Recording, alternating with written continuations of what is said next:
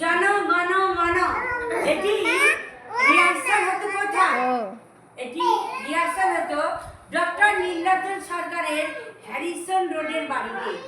এই জন গণ মন অধি ভারতের জাতীয় সঙ্গীত, এটি রিহার্সাল হতো। আর প্রথম গিয়েছিল 1911 সালে 28শে ডিসেম্বর। কোথায়? ভারতের কলকাতায় জাতীয় কংগ্রেসের 26তম অধিবেশনে।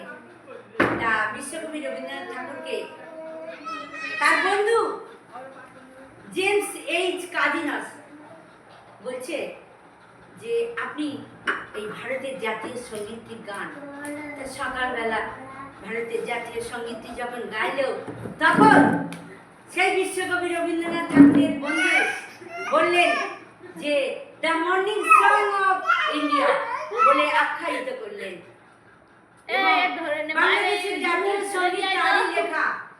ও আমার সোনার বাংলা, আমি তোমায় ভালোবাসি, তোমার আকাশ, তোমার বাতাস, আমার হৃদয়ে বাজে বাঁশি।